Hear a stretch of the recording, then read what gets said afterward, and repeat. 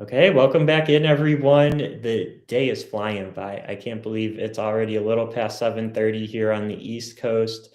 I was just talking to Jane and Taylor about this is about my bedtime, so I might get a little loopy right now, which is why we pre-recorded this next conversation. I was able to meet with them last week, and we talked about recognizing all eating disorders on campus. I think it was such an important conversation that brought in so many different perspectives and really touched on a variety of topics. So I will go ahead, get the video pulled up now. I do want to say Taylor and Jane are going to be joining me right after this for a Q&A session. So if you're watching us on Facebook, YouTube, or LinkedIn, make sure to start, typing those questions in the chat, and we'll get to as many as we can following the video.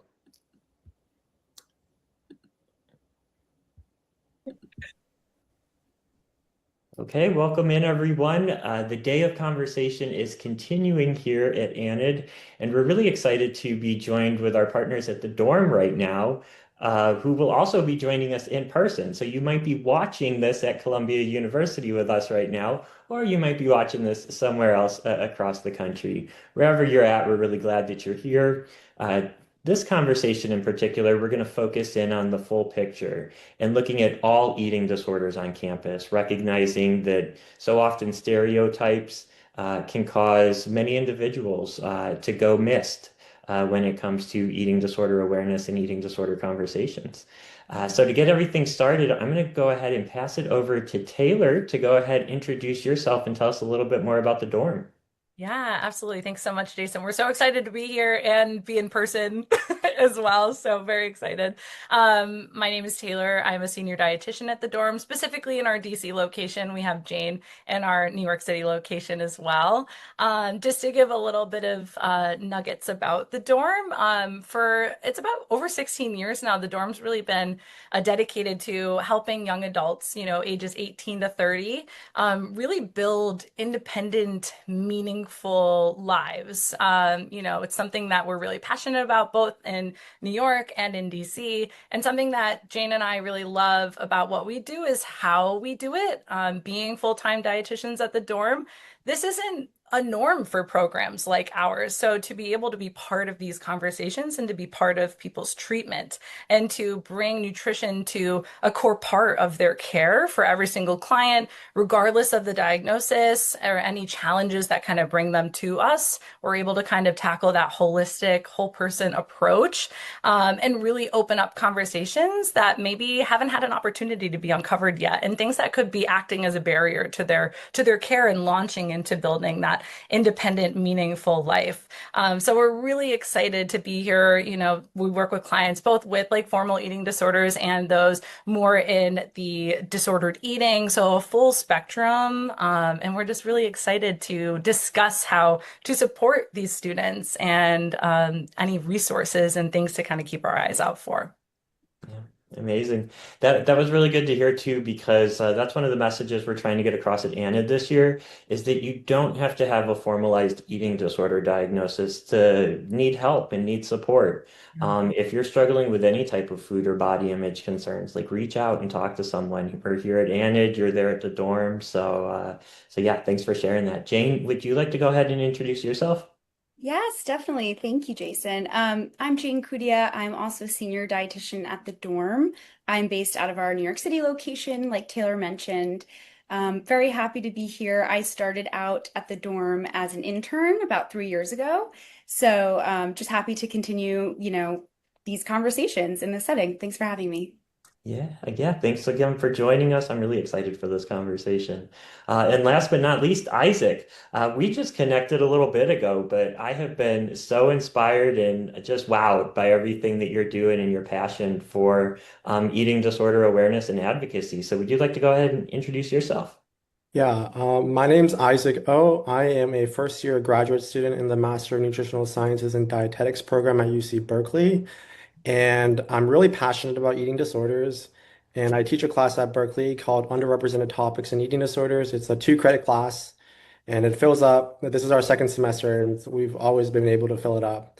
And I'm also the student coordinator for the International Federation of Eating Disorder Dietitians. And I also serve as the co-chair for nutrition in the Academy for Eating Disorders. And I'm really excited to be here. Awesome. Well, thank you for being here. As you can see, everybody who's watching at home or watching us in person, we've got a really good panel. So I'm looking forward to a great conversation.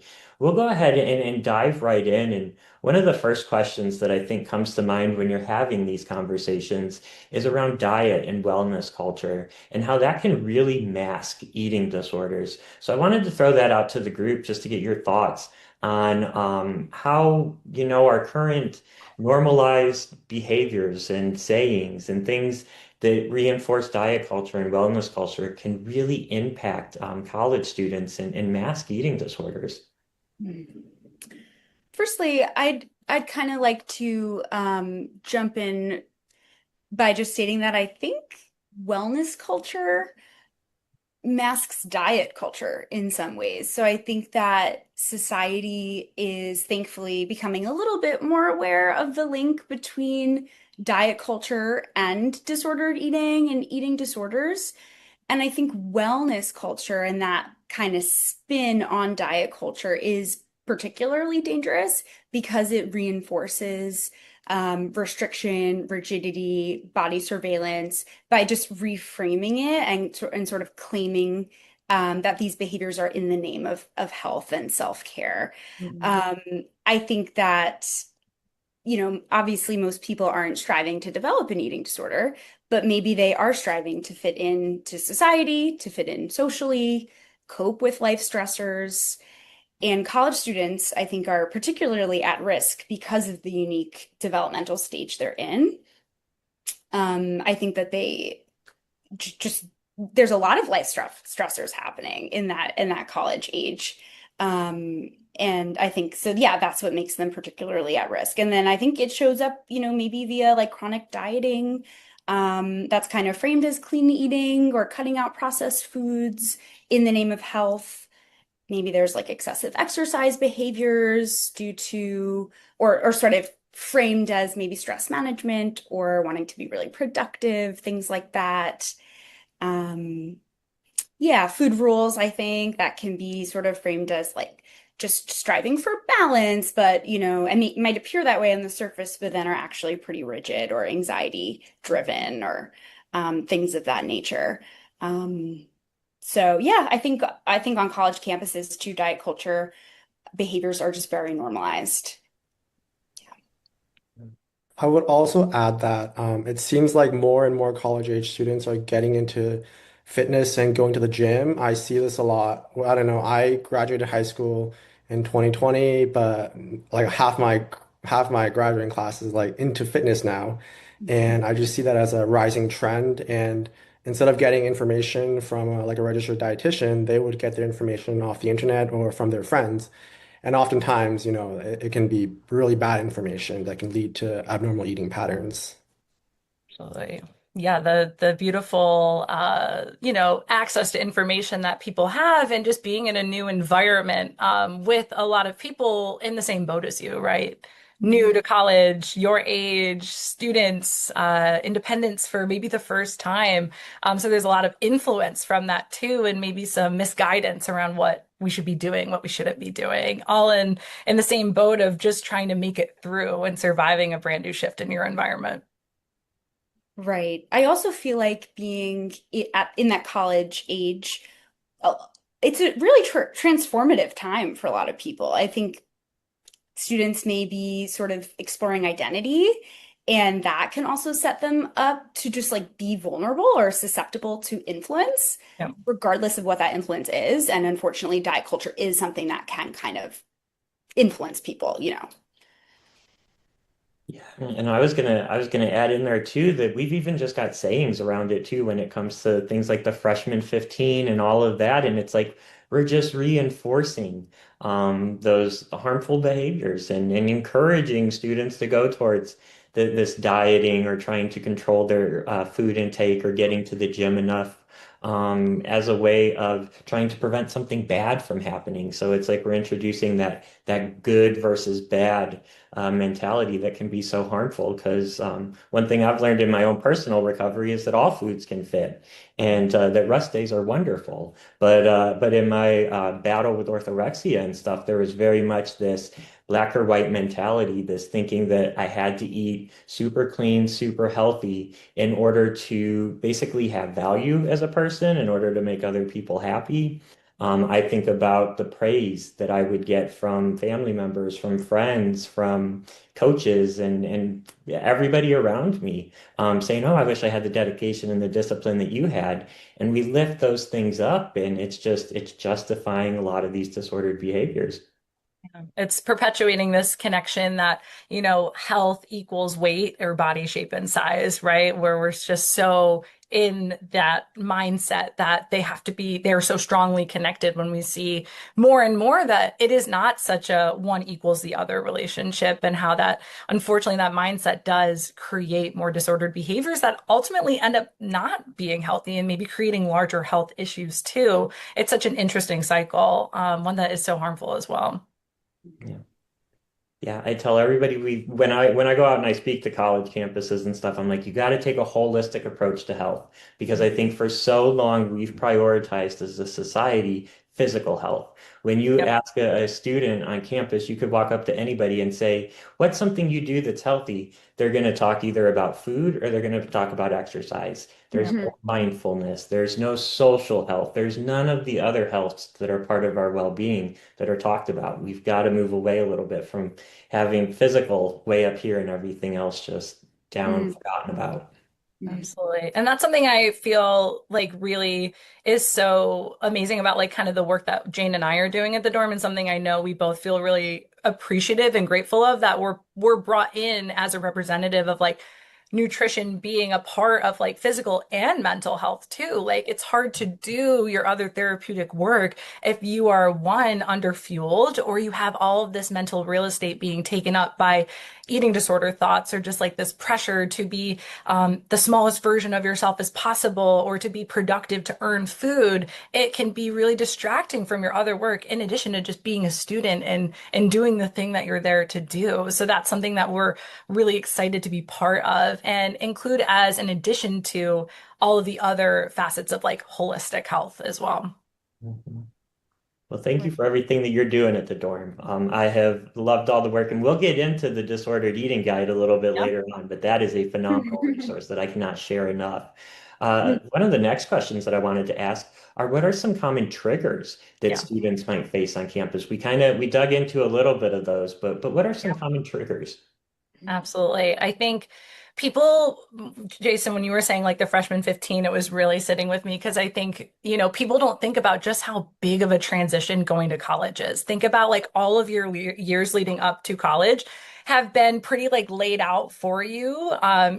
Like this amount of years you're doing this part of school, then high school, and then you go to college, and maybe there's more structure with meals, there's less autonomy over what's going on with food. And then you go to a place where not only are you doing a brand new version of school that is unlike anything you could prepare for, you are now forced to launch into some sort of new independency and to some degree that you have not experienced that before. So with that becomes so much more responsibility for food intake. Access is different, your schedule is different, your responsibilities are different, how you engage with peers is different. And because of that, your relationship with food and your body are going to change as a result of that, because it has to. That's the thing that is inevitable in this life, is these things are going to change because our life is not stagnant forever, right? Everything shifts. But that can be really difficult in college, and with narratives like the freshman 15, there's this pressure that like I need to avoid doing that because that is bad. My body changing without any sort of context, my body changing in that way is inherently a bad thing when it's expected to change. Of course it is. Everything's different. But also just like finding the balance between like responsibilities with school, I think, and fueling yourself and feeling like you have to make a choice between staying up all night and not being able to get to like the dining hall for a meal because there's pressure to perform academically, or like social pressure as well. Maybe going to meals with peers is helpful for you, but if that's not something that you're plugged into socially on a university campus or in a space, you might be less likely to have those kind of anchor meals for yourself as well. I also think about like just how substance use can come up for folks in the college space too, and how that can lead into some disordered behaviors around food. It can promote the binge restrict cycle, or maybe just establish compensatory eating disorder behaviors. And then kind of what Jane was saying too around like identity coming up in, college, and people are now exploring who are they in this new space and having more freedom maybe to explore what that is can make them more susceptible to the kind of grips of diet culture that may be under the guise of wellness culture as well. So there's a lot there, and it's tricky. It's really tricky to navigate. Yeah. And then I also think about social media and the role that that plays in triggering potentially some disordered behaviors in students, college students. Like, I think there's a lot of different problematic content online that's sort of targeting susceptible, like what Taylor was saying, kind of being in this vulnerable age, in this, maybe susceptible space, targeting those people, unfortunately. So I think about like the what I eat in a day influencer content that's really being pushed online. And obviously, this content is completely lacking context. We also don't know if that's accurate. And it definitely promotes comparison. So viewer comparison to the person posting the content. Mhm. There's a lot online, like fitness and wellness blow up sort of posts that are happening. Before and after images, I think is a big one in terms of like weight loss or muscle gain, and body checking that comes from that. Body checking photos are posted, and people can look at that as sort of motivation, essentially, to start engaging in disordered behaviors.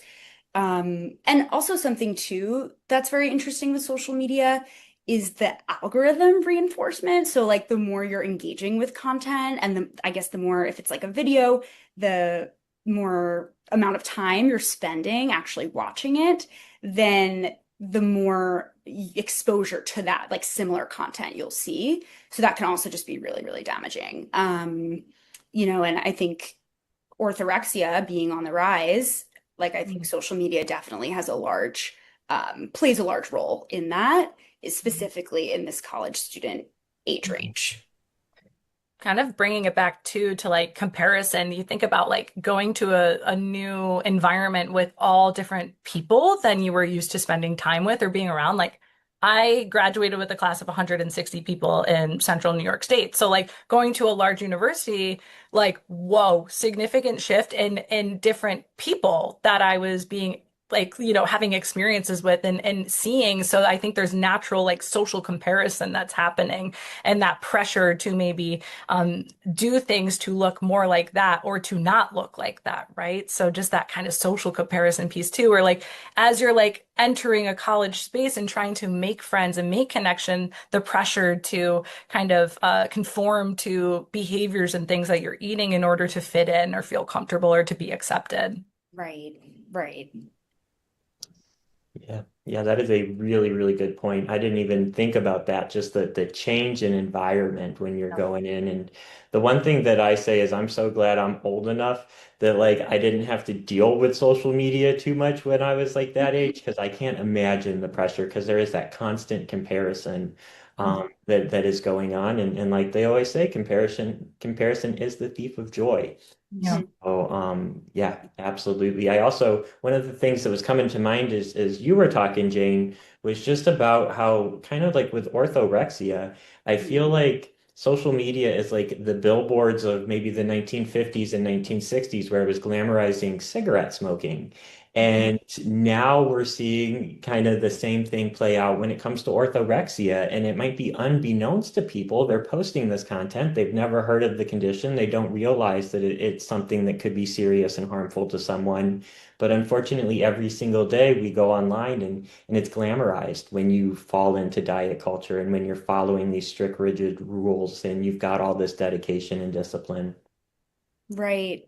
And I can't even claim this thought as my own because it actually came up. A client had brought it up in one of my groups, but this idea that, when, pre-social media, yes, there were advertisements, maybe on television and billboards and things of that nature, but the just sheer amount of content was just so much less. And now someone in one sitting, scrolling on their phone for an hour can consume truly an exorbitant amount of content, and just like not even remember also what they just saw maybe on their phone, but subconsciously sort of, taking that in. It's interesting. Yeah. And now we also have to be mindful of AI. A lot of images out there. I mean, for a while it was Photoshop and all of that, but now a lot of images are AI generated, and people are finding themselves comparing themselves to an image that's not even real. Yeah, that could be a whole discussion in and of itself. Such an emerging, important area for us to be keeping our eye on, but it's something that is coming up a lot more in our spaces and our conversations with clients for sure. Yeah, it definitely is. And we actually part of our day of conversation. So I guess by the time this airs, people will have already seen the conversation if they tuned in. But if you missed it, we Yeah, talked a little bit about AI and eating disorders a little bit earlier on. I So love that. I recorded need on to go that. back and check that out. Yeah, We'll be going to that one. yeah.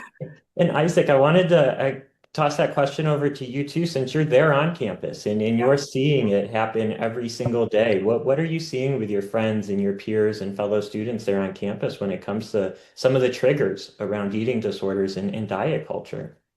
Yeah, so I think something that's really important is that eating disorders are really comorbid with other mental health conditions like depression and anxiety. And so a person, they might not have like an eating disorder according to the diagnostic criteria, but they might develop depression and then as a result develop some type of abnormal eating pattern. And so I see that a lot of students who might not meet specific criteria as proposed by the DSM-5, but their eating behavior is so very problematic and they could see a registered dietitian for that. Mm. And I also see that a lot of so in my course or the first project that we or the first assignment that we have them do is we ask why are you taking this class? What are you interested in? What do you know about eating disorders? And a lot of students they don't know the variety of eating disorders that are out there. We mainly know anorexia nervosa, bulimia nervosa, and binge eating disorder. But the other eating disorders like orthorexia or RFID or pica, these are not really talked about. And so when somebody has these types of behaviors, they're not able to identify it within themselves. Mhm. Mm. Absolutely.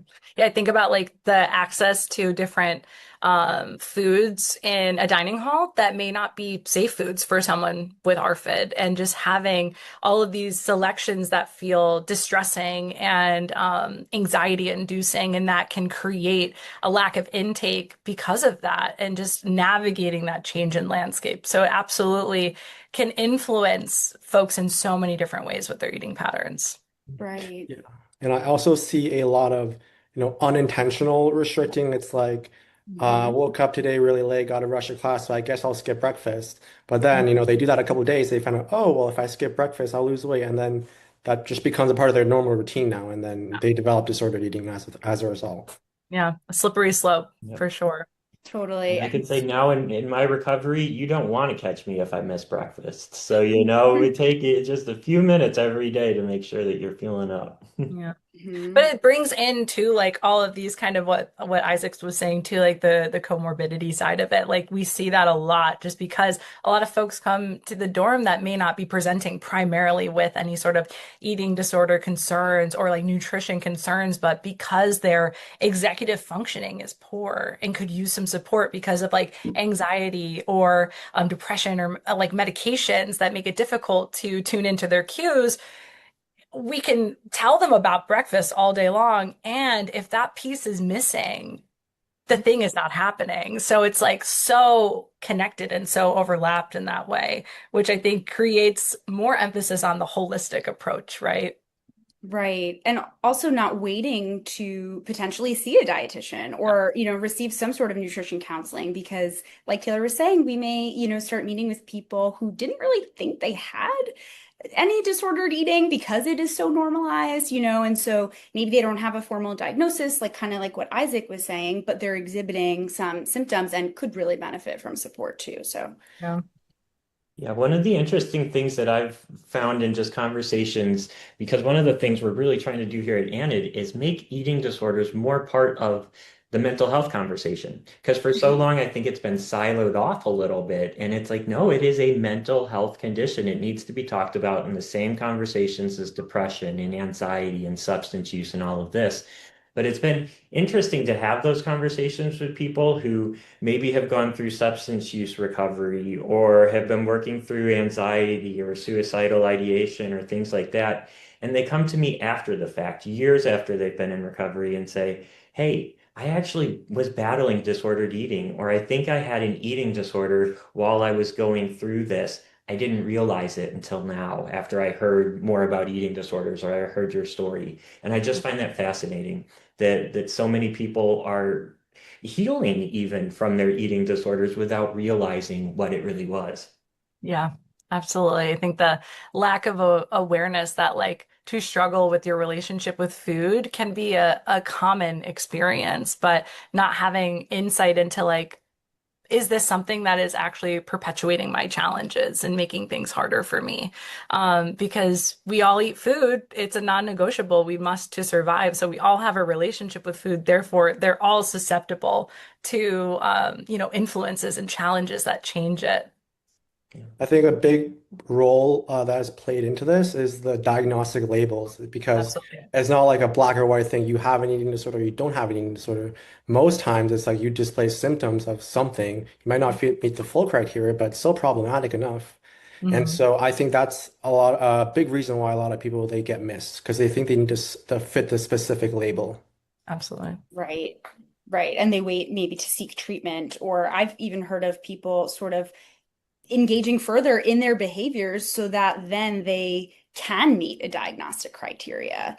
And then they think they're worthy of treatment at that point, when really, help is here at any time. Yeah. Yeah, one of the next questions I wanted to point out was some of the stereotypes and misconceptions around eating disorders. So I think this is a great kind of leeway into that topic. What are some of those stereotypes and misconceptions that exist, and how are they serving as barriers?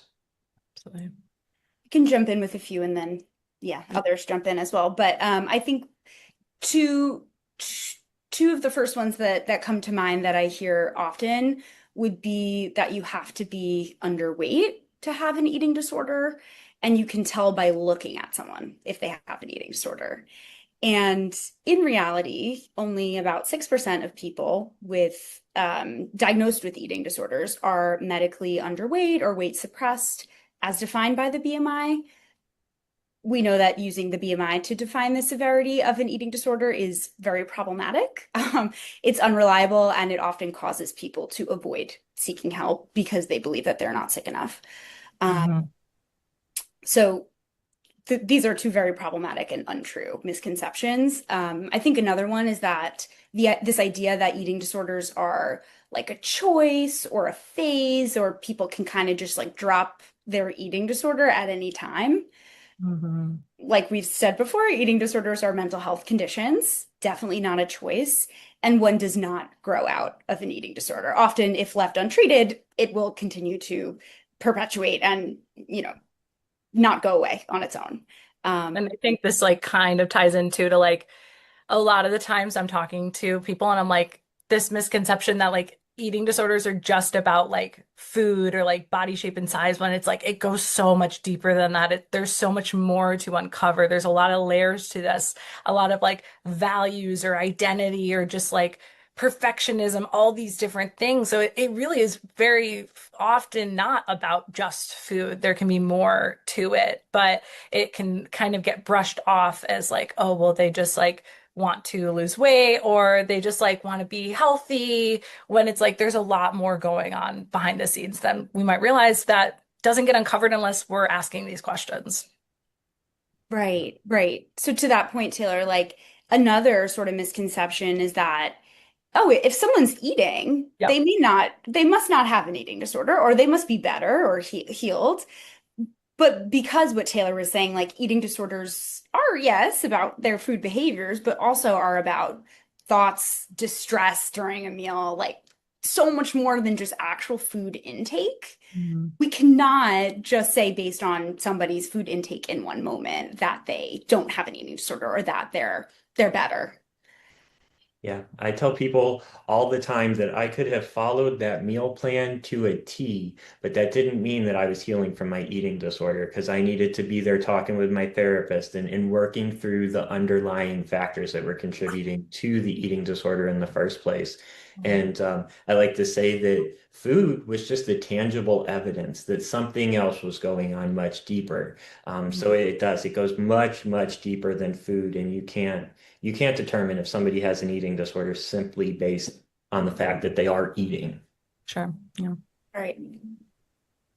I think too, the misconception, and a lot of this has to do with just like the misrepresentation of marginalized folks in eating disorder research, right? That like eating disorders have a specific look in terms of like race and gender as well, because that tends to be what's captured in research. So there's a whole all populations that are definitely struggling with eating disorders that are just not being represented in our literature, which is a huge area that needs to change to also make people feel more comfortable to seek treatment, to be like, actually, like, this is something that I need support in. So it can be really like a huge barrier for folks of all backgrounds to be seeking care and feel comfortable to even ask, like, this what I'm doing like harmful to me?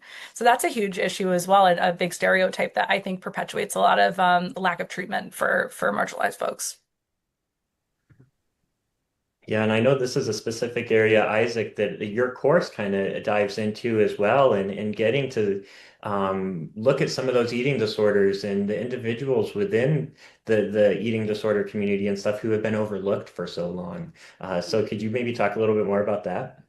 Yeah, so we have a chapter on socio-demographic characteristics.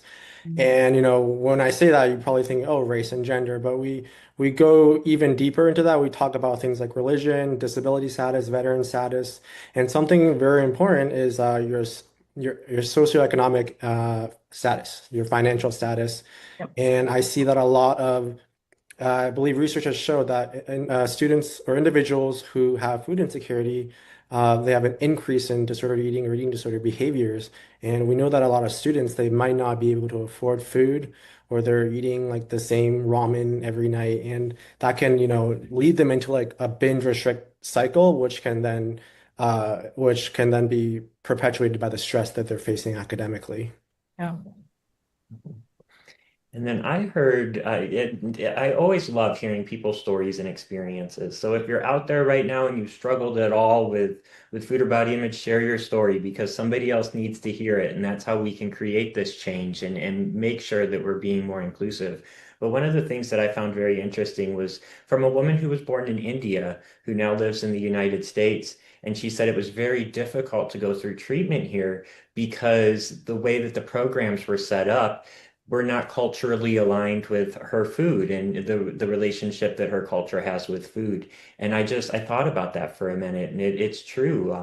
Our culture can play a big role in our treatment and our healing journeys, and if we're not making sure that's part of the healing journey, it can be really harmful for the people that we're trying to help. Absolutely. Absolutely. Yeah. So, what are some ways that we can better support individuals who have been marginalized for so long in eating disorder treatment and recovery? Mhm.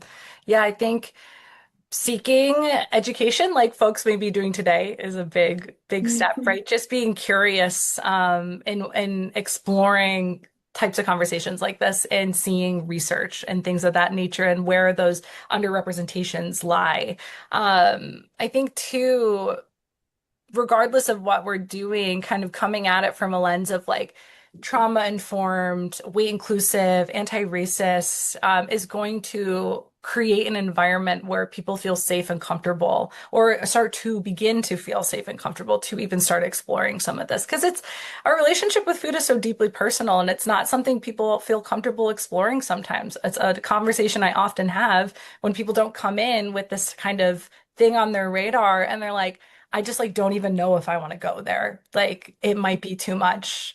or they just don't feel that they are in safe environments to explore that. So it's something that can be really, really impactful just to be creating spaces as much as you can. So making sure we're also validating the impact of systemic oppression on food, health, bodies. We can do all the work in the space, but unfortunately, there's so much work that has to be done outside of the space. So making sure we are validating that those have significant impacts on our clients and the people that we're working with, and our peers and people we know that are struggling with this. I think screening for things like disordered eating and eating disorders is a big one too. I think people get a little nervous to talk about this because it's something that feels really personal and really maybe tedious. And that eating disorder care is very specific and niche, and you need to be really specialized in it when, we can just be asking questions about your relationship with food or just being curious without going too deep into it, but being aware of things we might be wanting to look out for. That way we can connect this individual with the resources to better support recovery or maybe explore this if they're in that space. Of course, incorporating culturally relevant foods and traditions into treatment, making sure there's space for that. And also, of course, increasing representation among providers. Like I can speak for the field of dietetics, and as a white woman, we are a predominantly white profession, and that is a huge issue with representation and can be absolutely a barrier for folks of marginalized communities to seek treatment and care because they're not feeling that they have any sort of representation when we're a lot of white women, really. So just barriers too to even just becoming a dietitian. I could go on a whole, soapbox about that. But just recognizing that representation among providers, and also in just educational materials that we're providing folks is super important as well. And then advocacy, of course, being part of conversations like this, advocacy for accessible, affordable care, campus resources. Not all universities and schools have access. Like I think about DC or New York, like all these universities are part of large cities that have maybe more diversity and more access to specific resources than more like rural campuses that maybe don't have that as much. So spreading resources and information and knowledge so that folks can have access to that as much as they can. Yeah, and knowledge, doesn't have to come from somebody who has a million degrees or letters behind their name. I believe that learning from people with lived experience is very important because they might teach you a thing or two that you might not have known had you not listened to them. And I think that the majority of the education and textbooks, they're written with certain demographics in mind. And so a Mhm. lot of demographics are being left out. And so it's really important that we listen to people with lived experience. Absolutely. Definitely. And there's also an incredible underrepresentation in research as well.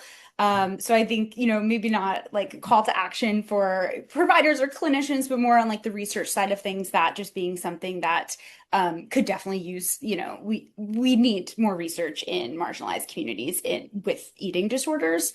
And yeah, I think just the I think the whole screening process, kind of like what Taylor was mentioning, but just the recognition that, a people of color with eating disorders are half as likely to be diagnosed or receive treatment, and that the clinician and the provider has a role in sort of catching that.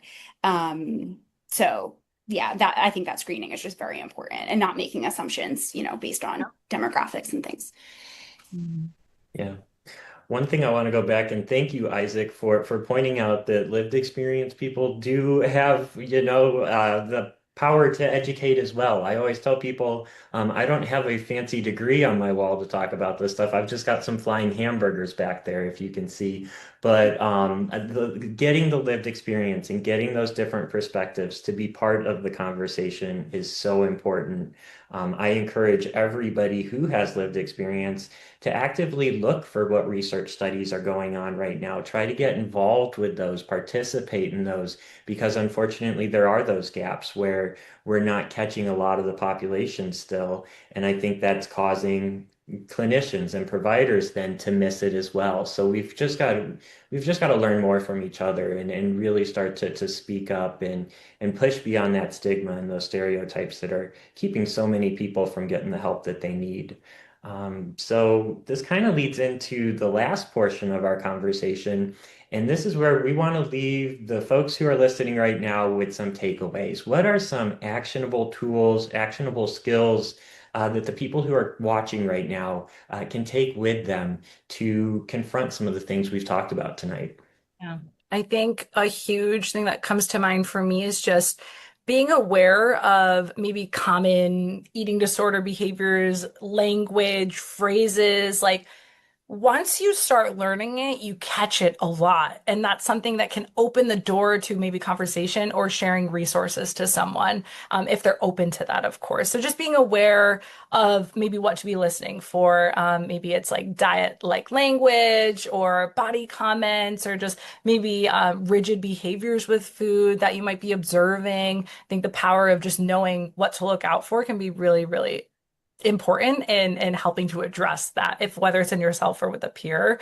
Knowing resources that are available, college and universities are built to have, things in place to support students. So I think about like not all universities, but a lot of them do have like food pantries or connections to local resources for folks. So just being aware of what's available. Something like a student health center, like a student affairs division in a university is going to be a great place to go. They're designed to make sure that they're supporting the student in so many different ways. So they might be a really big well of knowledge for folks. Even if you're just like an RA or a professor or just like a person in the university setting, just to be aware of like what access there is available right there on campus. Referring early as well, if possible, not waiting too long before things spiral, because it could be very much so impacting their ability to show up as a student as well. So if able to, referring early to resources, which again can come from being aware of like what to be hearing or what to be like looking for when it comes to these types of behaviors or things that folks are struggling with. Yeah. And I think honestly, it might be helpful too if we quickly like even discuss like what are specifically some of these behaviors. Taylor mentioned Yeah. like I think the rigidity is such a big one. Like if like is there distress that comes from maybe like changing up your eating and or exercise routine? So like if you're noticing that in a friend or something, that could be a sign, a warning sign. Yeah. I think maybe like any sort of social isolation or withdraw, specifically if it's relating or like surrounding like food related events, going to dinner with friends and stuff, if somebody's kind of pulling back, or if you're noticing any like compensatory behaviors, like because of X, I'm now going to eat like Y or exercise like Y. Those are kind of just some ideas I have going, but I'm sure that, there's plenty more as well. But just things to sort of look out for, definitely language. Um, yeah. I think a lot of like changes too, if you're noticing maybe like a difference in the way that your friend is showing up in these areas. Awesome. And one of the things I was going to point out too is if you want to tackle diet culture wherever you're at, whether it's at home or at school or at work, I encourage places to do like a diet culture jar, kind of like they do with a swear jar. And you hear somebody say something around diet culture and they got to put $1 in there and then they can donate it over to Anid if you would like. I'm just going to put that plug out there. Donate it wherever you would like, but just catch it, have anytime you hear somebody start to normalize diet talk and normalize this wellness culture, use it as a learning opportunity. You don't have to get confrontational with them or mad or angry about it, but just lighten the mood a little bit. Just hopefully direct them, educate them a little bit more on this language could be really harmful for the people around you because the one thing we know about eating disorders is you can't tell from looking at someone. So you never know who around you could be struggling with disordered eating or an eating disorder. And that Right. they thrive in secrecy, in isolation, so that it may not be so obvious if you don't know what to be looking for because they're kind of designed to be that way. So that's something just to keep in mind too. It might not be something people are outwardly seeking support for because that doesn't serve the eating disorder. Right. Right. I also think if you're a friend or a loved one supporting somebody, checking in with your loved one beyond food, asking a question as simple as like, how are you coping lately? Just Mhm. providing them space and not even having to say the right thing. Sometimes, saying nothing is actually what they need, but maybe just like being a consistent presence for them. Maybe Yeah. helping, offering physical support and actually attending on-campus resources like appointments or helping schedule those things. Yeah, I think like Taylor said, definitely like avoiding like food and body talk, kind of leave that up to maybe their, providers, their clinicians, but just providing support by like being a presence in the Yeah. way. Yeah, And that's huge too. something, I tell people all the time, don't try to fix it. You Right. can't just jump in and fix it. You got to be there to listen and give them that space. Mhm. so something that I see a lot of friends of people with eating disorders do is they try to teach them about nutrition, or tell them, oh, did you know, like, it is okay to eat. And I think that these are coming from, they have good intentions, it's coming from a good place. They just need Mhm. to understand that the eating disorder is a mental health issue and it's not a choice. And the person would probably eat if they didn't have the eating disorder, right? So I think it's really important to understand that, we might have good intentions, but it might not work at the same time. Yeah, leading with like curiosity and compassion as opposed to like solution based, especially when it's folks that you care about, feeling like you need to help them solve that right in that moment. But the two C's, compassion and curiosity, can go a long way. I love that. Compassion and curiosity. That's the theme for the rest of the day here. Yeah. So, before we wrap up, I can't not talk about the amazing guide that the dorm debuted. When was that? Last summer, last fall? It was probably Yeah. longer ago than I even realized now. But Mhm. could you talk a little bit more about the disordered eating guide that came out? Yep. Yeah. So our dorm team so kindly sort of spearheaded the creation, and Taylor and I, of course, provided our insight as well. But they created this wonderful guide all about navigating eating disorders on college campuses. So very, very relevant to our conversation today. This guide is really for students or parents as well. People who support them. So whether that be staff, faculty, friends, maybe a student struggling themselves. So this is really for anybody who wants to either learn more or provide support to those struggling with EDs, specifically, in college or on the college campus. Yeah. And anybody can access this guide by visiting thedorm.com/guide. Or you can just head to our website, thedorm.com, and, navigate your way to that page. You can also check us out on Instagram at the dorm community. We share more resources, beyond just this guide as well. Yeah, check us out. Yeah. In that guide, there's a lot more too of like things to look out for specifically that we might not have touched on here today. So a lot more like meat and potatoes of maybe some of the stuff we were scratching the surfaces today. So whether you're just curious for your own knowledge or, have someone in your life that you are maybe starting to show some concern for, there's definitely something that you can take away from this guide. It was very beautifully put together. We just gave them the information and they created this stunning, this stunning format for it. So it's very user friendly as well to navigate.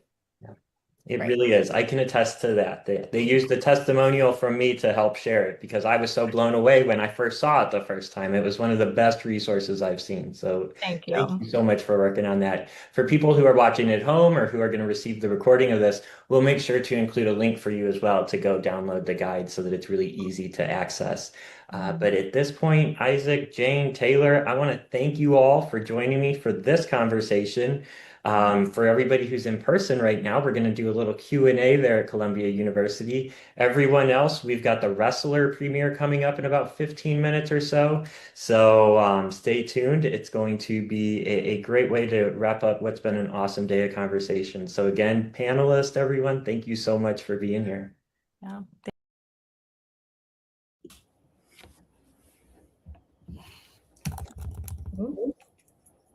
Jason, I can't hear you. I don't know if that's just me. Oh no, it's me. I forgot to take Perfect. myself off of mute. I was making a confession while I was listening back to the recording. I found myself like nodding along and being like, yeah, like we were having the conversation again for the first time. Yeah. It was just, yeah, so much helpful information. Thanks so much. Yeah, we were so excited to do that with you and super excited just to be here and continue the conversation with any questions or curiosities around it. But thank you again for just giving us the space and including us in this day. We're really honored. Yeah, absolutely. I wish I could be there in person with you, but Mother Nature had other plans for us this week. We clearly were very excited about it. Yeah. I think we jinxed ourselves a little We bit might there. Mother Nature was listening. We did. Yeah, so if anybody has any questions, definitely head over to the Facebook, Facebook, YouTube, or LinkedIn pages. You can type those in the chat here. We'll hold out for a few more minutes for questions to come in. One of the comments that did come in while we were having the conversation was about regional differences and how that's something to consider when you're working with different students. And that's something that I've seen too with our student ambassadors. So I was wondering if either one of you had any thoughts on that. As that question came in right around that time, Taylor, I think, was mentioning in our conversation, just the difference in resources, particularly between like an urban campus setting and a rural setting. So this, I think, regionally, yes, and then also just, even on like a more micro level, the difference in, which actual community location you're in. I think resources, like Taylor also mentioned in our conversation, food pantries in particular for folks that struggle maybe with food insecurity, and campuses that either have those available or if there's any sort of outsourcing that could be done in the community. But I'm imagining more barriers if you're not in an urban setting and if it is more rural in terms of access. Yeah, I think too, that speaks to just being even more familiar with communities that you're part of, because regional challenges and concerns are absolutely a thing. So this goes beyond like eating disorders too, and just being aware of the communities that you're in, and especially a lot of folks who travel to go to school and go to universities or colleges in different places than where they're from, and just being familiar with what that landscape looks like, because you are part of a brand new community in that sense. And another really good question that's near and dear to my heart as a man that's in recovery from an eating disorder is, what are maybe some unique signs that we might see in men and boys who are struggling with disordered eating or body image concerns? Yeah, such a big topic and so important. Another population and community that is just not part of these conversations enough, and is also getting normalized in the type of language and the behaviors that they might be exhibiting. I think, a lot of the times it just gets glazed over as like something that, oh, boys will be boys, or, they're just trying to like bulk or cut. I think about those phrases. As soon as I hear those, like my ears are perked, because it's just something that is, if it was said in a different type of individual, like a female, for example, who tends to be more of that poster child, if you will, for an eating disorder, it would then get a little bit more like, yeah, that maybe is a problem. Maybe that's something that's harmful and unsafe. But in a male, it's something that's really normalized, and we're kind of like, oh yeah, they're just doing it. So I think just being aware of kind of those contradictions and kind of the way that shows up for these different folks. I think just being aware of language, we were talking about in that video a lot too, maybe rigidity around behaviors. I think over-exercising is one that comes up a lot with men, with boys, because it does get normalized. So something to keep an eye out for. Yeah, I second everything Taylor said. Definitely. I think like the clean eating, the macro counting, potentially like protein fixation, even though it may not be like striving for thinness, it may be definitely in men, but in men, we more oftentimes see still desire for like changing body composition, though it oftentimes is framed in this muscle gaining way. But it's really underneath sort of the behavior, the intention, and the eating disorder remains the same. Yeah, and just thinking about like that masculinity kind of being a norm that discourages seeking support, because it's just under this guise. So they're less likely to share that maybe this is taking up a little bit more mental space than they thought it would, and it's impacting other parts of their lives. So just being aware. Yeah. One of the things that Jane, you mentioned too, was I used to use this term all the time, and I think protein's just become more and more mainstream, I guess you could say, especially for men and boys. But I would have protein anxiety, where it was like there was just this fixation on protein, and diet culture and wellness culture had told me that's okay, that's normal, that's celebrated. But there shouldn't be anxiety around getting, certain macros every single day or anything like that. But I talk to a lot of men out there who kind of have that same protein anxiety that I've experienced. And kind of to address too, just the representation in the providers that do this sort of work. I stand by, we are a predominantly female profession in dietetics. So just like getting more diversity of folks in our space is so important, because it can be the thing that helps open a door for a person to be curious about that. What does that look like for them when they see someone who they can connect with a little bit more? I get really excited. So every year I have the opportunity to speak to Dr. Paula Quattromani. If you're watching right now, hi Paula. But her Boston University dietetics graduate course. And I get really excited when I see like another guy in the course, because it's just there needs to be more representation, I think, there in the providers, in the conversations we're having, but also in the providers themselves. Yeah, absolutely. Right. Yeah, so we've got another question that came in. Ooh, this is a really good one. So how do disordered eating behaviors change through life's different stages? And I think that this really can resonate for college students, especially because there's that big transition into college, then there's that big transition out of college and into the real world.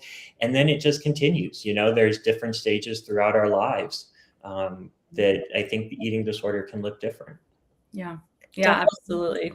I think about like how I was saying that our relationship with food is going to change because our life changes. We get older, we grow, we develop, we are in different jobs, we have family changes, job changes, all these types of things. So things are going to show up in what our relationship with food looks like. So, I think about like going beyond like young adulthood, which is the population Jane and I work with primarily, people more in their maybe starting a family type of age, and how that can change the way that they show up for themselves, because there's other people that they're responsible for, or work is more demanding. So kind of goes back, I think, in a way to how that might have showed up in a university setting. Like, work is so busy, I don't have time to have breakfast in the morning, right? Or just these things become normalized. It's kind of interesting. It's like same thing, but in a different type of stage of life, and just looks a little bit different.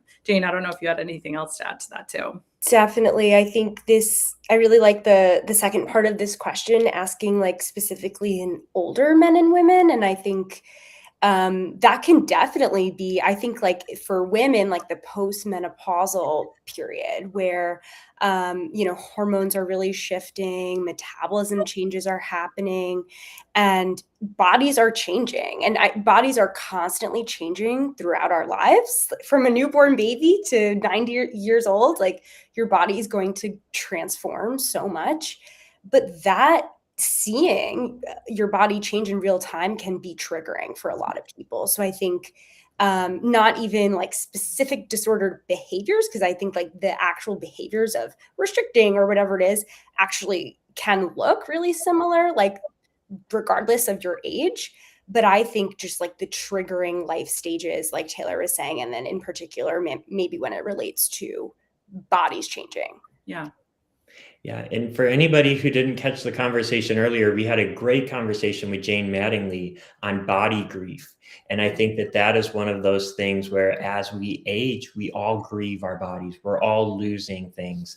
Body grief can impact all of us, and it can definitely play a factor in the development of an eating disorder. So one last question here before we head on over to the wrestler and the debut or the premiere of that film. And I think this one ties in perfectly. But how can someone start the process of body neutrality and acceptance when it feels like social media is telling them they've got to look a certain way, they've got to eat a certain way, and just setting those unrealistic expectations? Mhm. I think part of it just comes from the name, like body neutrality / acceptance. I would also like to add a / respect, because you don't have to love your body or have this like body positivity. I think that is very daunting and overwhelming for people, but instead just being neutral about it and caring for your body is something that you can do even if you don't love it. You can still respect it and feed it and, you know, take care of it.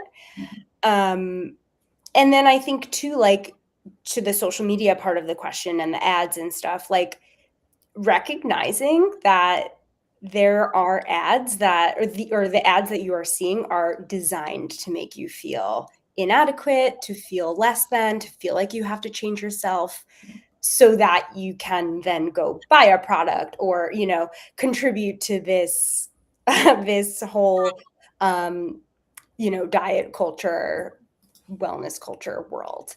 Yeah. Yeah. Yeah, the diet industry is a billions and billions and billions of dollar industry. It doesn't make any money if you're happy in your body, right? If you feel good about the body that you're in. So keeping that in mind in terms of like the type of content you're taking in or just the language that's being used when talked about bodies. I think too, kind of zooming out of your body from just like how it looks. And we're humans. So like how we look is part of our experience, especially in the world and society that we're in. So we can't neglect that piece entirely. And we can acknowledge that gets perpetuated and emphasized by a larger industry that maybe doesn't have our best interest at heart. And that our bodies serve so much more of a function than just how it looks. I always love saying this to the people I work with. Your body is the longest relationship you'll ever have in your life. It is the vessel. It is your home. So thinking about like zooming out from how you feel about how it looks or how it doesn't look, it still is worthy of compassion and care, regardless of how you're actually feeling about it. And it's so much easier said than done, I recognize, and something that takes time, especially when you're unlearning all the years of diet culture and body shaming yourself and comparing to other bodies. But it can be a really powerful nugget to start thinking about our bodies as home for us, as our longest relationship, as our vessel.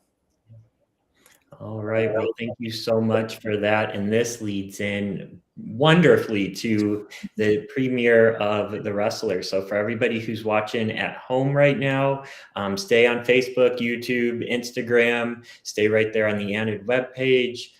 We will end this stream and come right back with the creative team behind The Wrestler and the preview of that. But Jane and Taylor and everybody at the dorm, thank you so much for joining me for this conversation tonight. Thank you so much, Jason. Great.